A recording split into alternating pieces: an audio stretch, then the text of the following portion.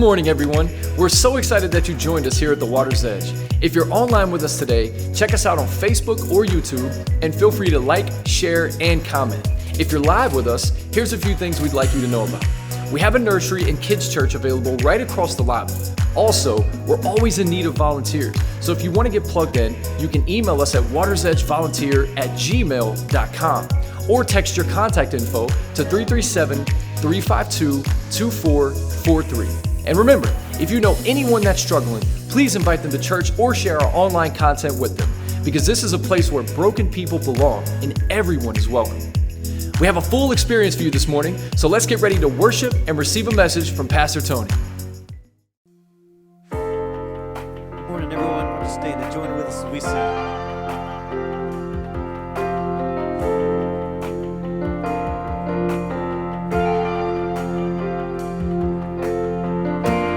This is for the lost and lonely, for the broken and afraid. This is for those who are hurting. Hope and help is on the way. In these battles of addiction, fear is chasing me. Whatever trouble I am facing, I will lift my hands and sing. I believe in miracle power, in a wonder-working God. I'm filled with the Holy Spirit, working wonders in my heart. I belong to a loving Father. I'm a friend of Christ's Son. When it feels like I won't make it, I call on Jesus.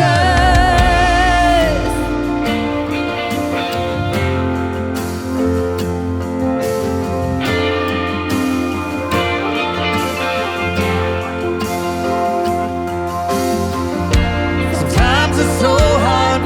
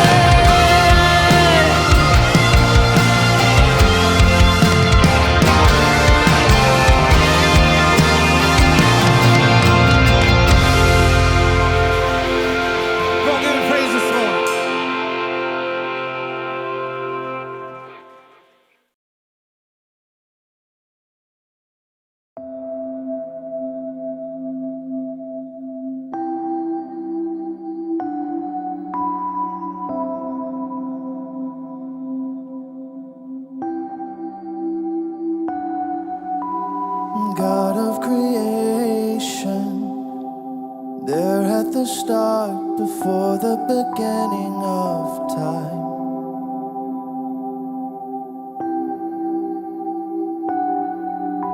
With no point of reference, you spoke to the dark and fleshed out the wonder of a light.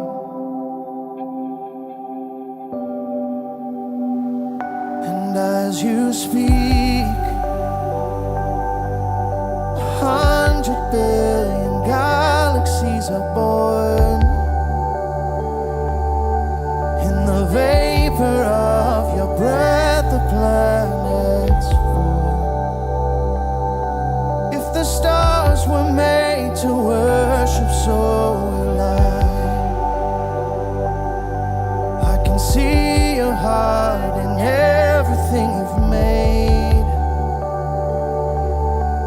Every burning star, a signal fire of grace. If creation sings your praises, so will I.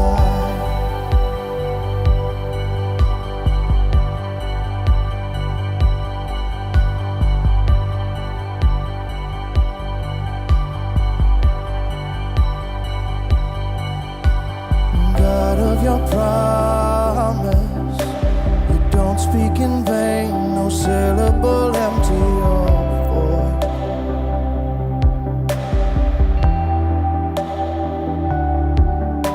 For once you have spoken, all nature and science follow the sound of your voice.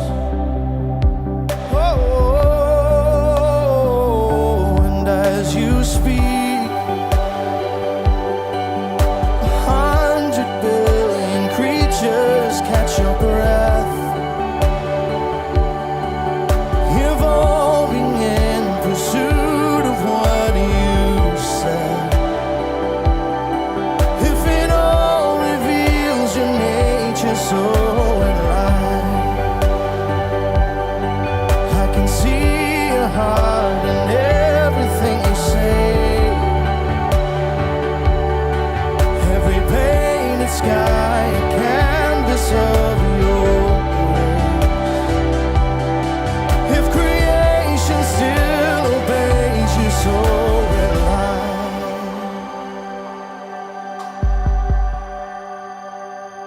Oh, so will I.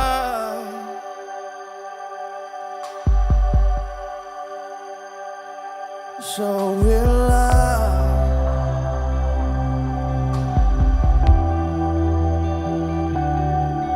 So will I.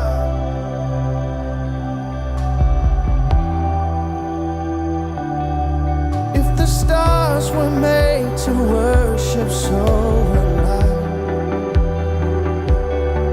If the mountains bow in reverence, so will I. If the oceans roar your greatness, so will I. For if everything exists to lift you high, so will I. If the wind goes where you send it, so will I. If the rocks cry out in silence, so will I. If the sum of all our praises still falls shine, then we'll sing again 100 billion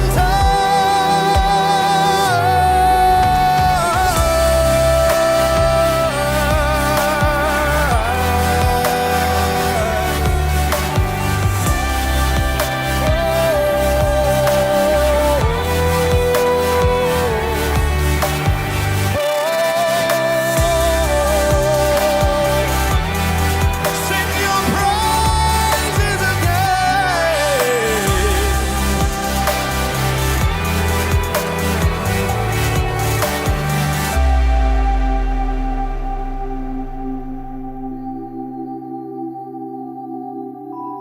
God of salvation, you chased down my heart through all of our failure and pride.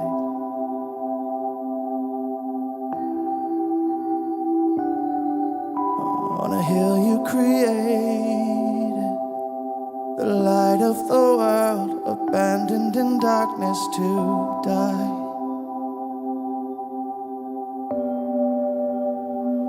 And as you speak,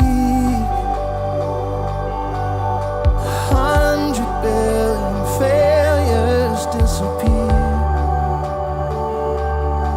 Where you lost your life so I could find it here. If you left the grave behind you, so will I. Can see your heart in everything you've done. Every part designed in a work of art, God. If you gladly chose surrender, so will I. I can see your heart 8 billion different ways. Every precious one a child you died to save. If you gave your life to love him, so will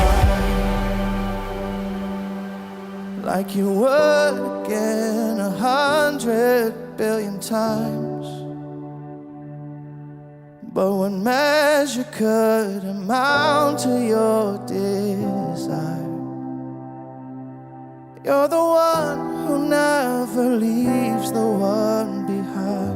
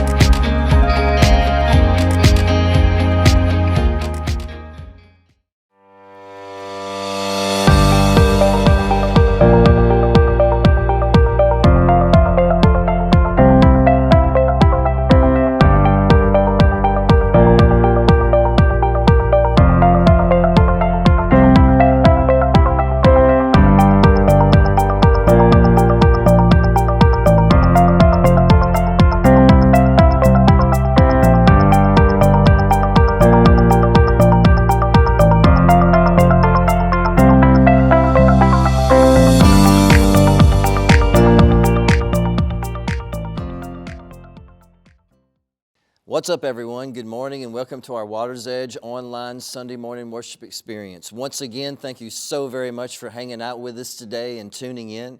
For those of you that continue to share these messages with your friends and family and you send these links out to people that you know, thank you so much for doing that. We have people tuning in from all over the place.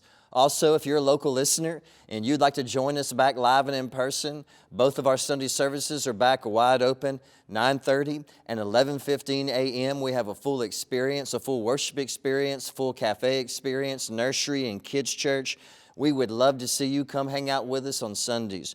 Also, for those of you that continue to give online, thank you so very much for your generosity. For those of you that are meeting our $10 challenge, thank you so very much for doing that. You're allowing us to help more people, love more people, feed more people, and serve more people.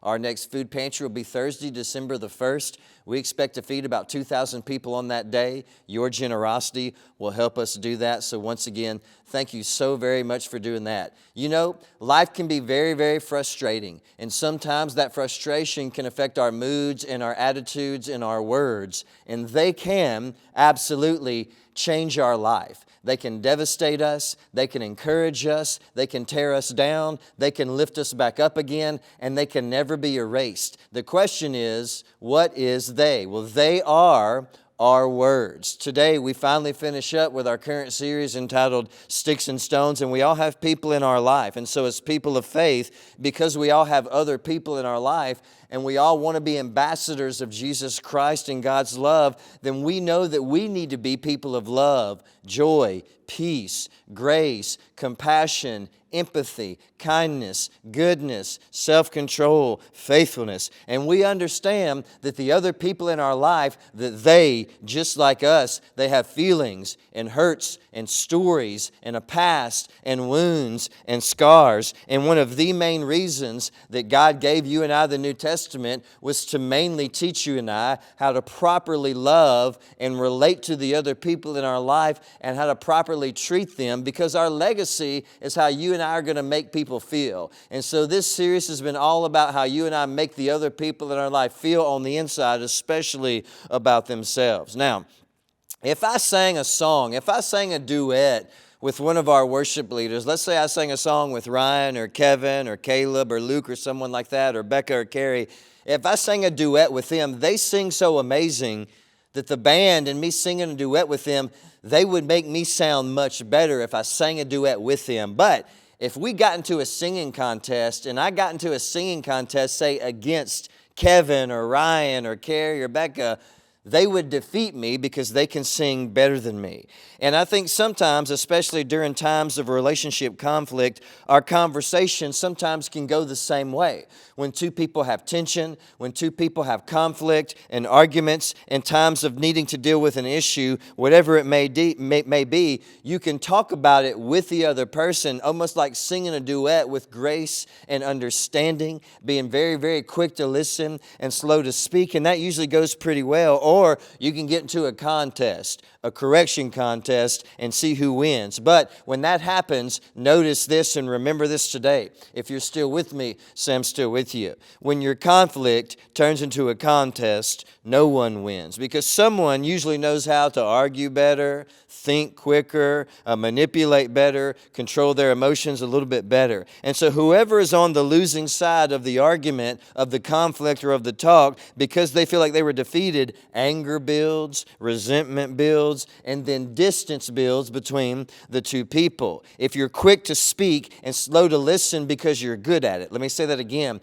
If you're quick to speak and slow to listen because you've gotten good at it, your words will hurt other people in your life. Your words will devastate them deeply. Now, songs have the power to move us and inspire us, help us, sometimes even hurt us, and sometimes even offend us. They can make us sad, they can make us happy, and many times our words are just as powerful. The words that we use and say to other people can encourage them or devastate them. It can build people up or completely tear them down. And so this series has been about this. It's about learning to keep our big mouths in check. And so we all need to learn to apply this filter, this discipline to our life and to our words. And this is what it has been. If you're still with me, say I'm still with you. We all need to learn to be very quick to listen, quick to understand, and slow to speak, and slow to react, and slow to correct. Now, in case you're just joining us for this series, if you've missed a few weeks as we wrap this up today, I want to catch you up very quick.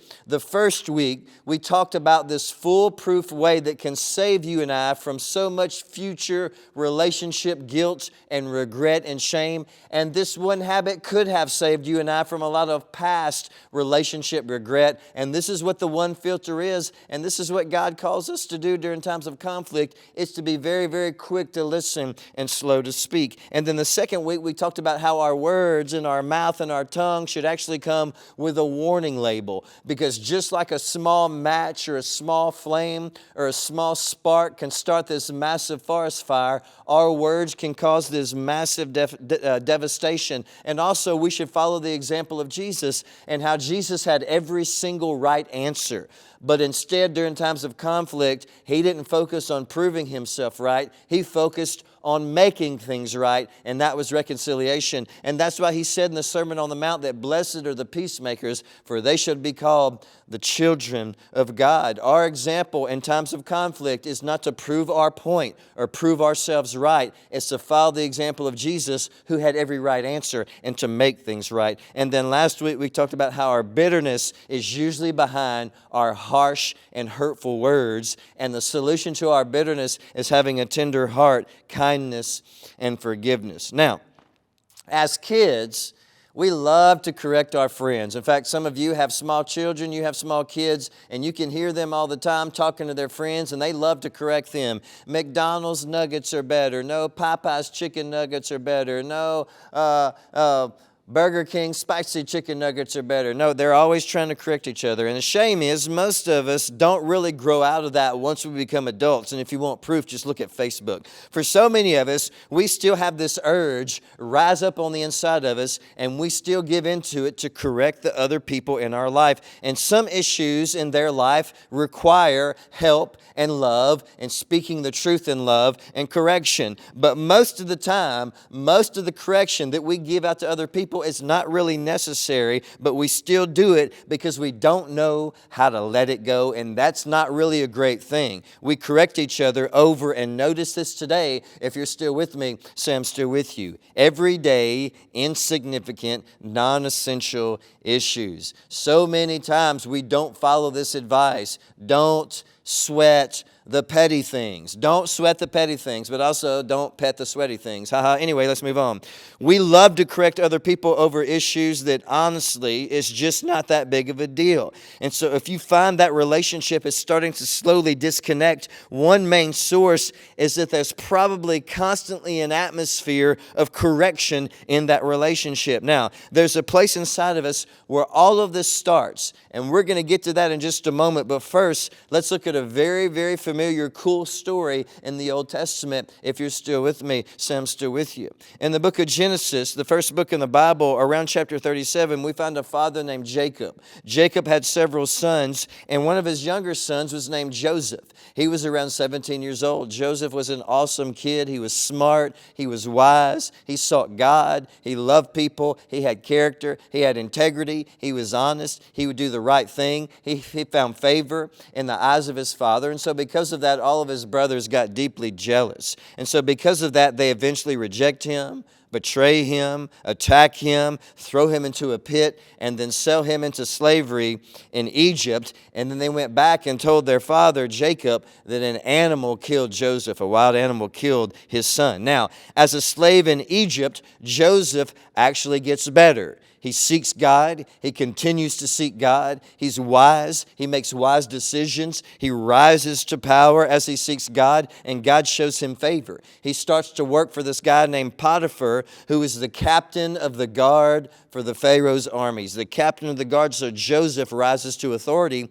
Eventually, they place Joseph over who gets grain and who doesn't get grain, because there was a great famine in the land. And they had these big storehouses of grain. And so people from all over the world were coming to Egypt to see if they could get some grain, because there was a great famine all over the world. And Joseph was in charge of who gets grain and who doesn't get grain. Well, guess who shows up to buy grain years later?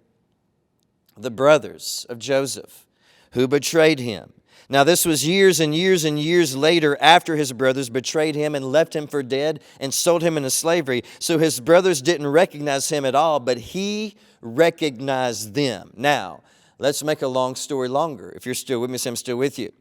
Joseph has his brothers right where he wants them. And what does he do? Joseph gives his brothers all the grain they can carry, and he doesn't make them pay for it. So he loves them. He helps them out. He gives them all the grain they can even store and bring back home, and he doesn't make them pay, and he extends them love and grace. And so the question becomes, and notice this today, you're still with me, so I'm still with you. How will you respond when someone who has hurt you in the past now needs your help in the present? What a great question. How do you respond when someone who previously deeply hurt you in the past and now they need your help in the present? What do you do when you have someone who has hurt you right where you want them, in a place where they need you? Do we get them back? Do we get revenge? Do we unload our harsh and corrective words on them? Do we send them away and not help them? Or do we prove ourselves right? Or do we make things right and follow the example of Jesus? Notice the response of Joseph in Genesis chapter 45, starting in verses 3 through 8. He says, I am Joseph, he said to his brothers. Is my father still alive?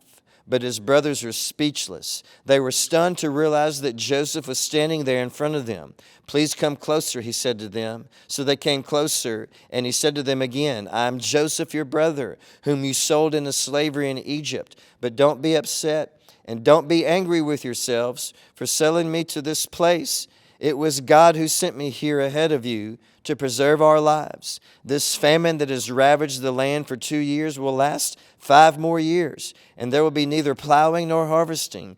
God has sent me ahead of you to keep you and your families alive and to preserve many survivors. So it was God who sent me here, not you. And he is the one who made me an advisor to Pharaoh, the manager of his entire palace, and the governor of all Egypt. So when Joseph finally had his chance to get his brothers, his betrayers, back, when he had them right where he wanted them, now they need him. Now he can decide what to do with them. When it was his turn, what did he do? He did what God called him to do. He released them from their guilt. He forgave them, and he made things right with them. Just like Jesus, who always had every right answer, but instead he focused on making things right. Joseph had a set of standards that he lived by: integrity, grace, forgiveness, and doing what was right and loving in the eyes of God. And he didn't want to throw his standards out the window just to get his brothers back who hurt him. If he did that, that would be him holding them to standards that he's not even holding himself to. Now, back to our question that we asked earlier. If you find yourself in any type of relationship conflict and it's starting to move towards distance and tension, how did it get that way? Where did it originate? Well, this is what I've noticed in times like this, and remember this today. If you're still with me, say I'm still with you. When we hold the other people in our life to standards that we don't hold ourselves to, we build a foundation of conflict. And the reason why this hurts relationships is because of this, and notice this today. Most of the time, because of our pride, our conflicts turn into contests of who can outcorrect each other. And when this happens, no one wins, and the relationship usually crashes very hard. That's why it's so crucial to follow the example and the advice of James, to be quick to listen and slow to speak. Now, as we get ready to land this plane today, I want you to think about this and notice this today. What you do once you've been hurt, accused, betrayed, forgotten, challenged, and then needed by the ones who hurt you will be the proof of how serious you take your love for Jesus. Joseph's life was filled with reasons for him to be bitter, angry, resentful, and prideful, but he took his faith in God so seriously that he controlled his reactions and his impulses and instead decided to forgive and show love, grace, and mercy. What you do when you have someone who has hurt you right where you want them will be a true test of how your heart loves God.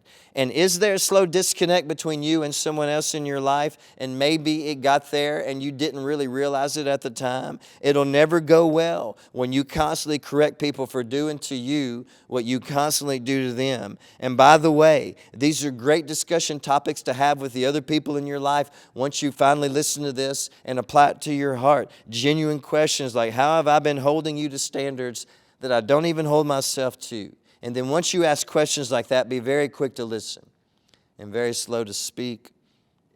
When I was a kid living in DeQuincy with my family, I had a pet dog named Cassie. I loved Cassie, and Cassie loved us. She loved me. She loved my 2 brothers. She loved my mom. She loved our house. She loved my dad. But that didn't keep her from wandering off. How much we loved her and how much of a great home that she had didn't keep her from chasing after curiosity, from chasing after wonder, to leave, to wander off, to follow and explore. And one time she did that, and we lost her for a long time. And then finally she came back. And when she came back to the same house. and the same love and the same acceptance. She came back to the same house and everything was just the way it was. In fact, we were even more excited to see her, and we loved on her even more because after she wandered off, she came back. After she wandered off to follow after her impulses and her curiosity, she came back to the same love and the same grace. Our pets can do this. We give our pets grace to do this. But humans, on the other hand, we cannot do this to each other, nor should we expect to do this, and we shouldn't expect to get away with this. Someone hurts you, and you get past it. Someone hurts you, and you get past it. But let's say you were the one that hurt somebody. So how do you respond when you've hurt someone and now they have you right where they want you? How do you respond then? The brothers of Joseph responded with confession, gratefulness, and humility. And so because of that, there was a reunion. Most of the time, when someone that you've hurt, they have you right where they want you, most of the time we respond with defensiveness and excuses and blame. This is always manipulation. We give our grace, we give our pets grace to wander off and follow curiosity and then come back home. Humans cannot do this. When this happens, there will be a final break with no reconciliation. We cannot enjoy the peace of forgiveness without first meeting the demands of it. So we have to be very, very careful when we've hurt someone and now things need to be made right. When they have us right where they want us, to respond with being grateful for that forgiveness and grateful for that love. And if someone has hurt you and you finally have them right where you want them, what are you going to do? Will you get them back? Or will you follow the example of Jesus and Joseph and do the next right and loving thing by releasing them from their guilt and their pain and bringing the relationship and the love back together? Thank you so very much for hanging out with us today. Thank you so very much for tuning in. We absolutely love you. We cannot wait to see you back next week. We hope you have a great, great week. What a great message from Pastor Tony. And we really hope that today's worship experience has encouraged and helped you in some way. If you were moved by today's service and want to stay tuned in for the rest of the week on social media, check us out at Waters Edge Gathering on Facebook or WatersEdge_LC on Instagram. You can also download our app where you can do online giving, listen to worship songs, and replay messages from Pastor Tony. If you want to learn more about salvation and baptism, or want to volunteer or need a prayer request, visit our Welcome Center in the lobby and one of our incredible volunteers will take down your information. We absolutely love you guys, and we can't wait to see you back next week here at the Waters Edge, where everyone has a place to belong.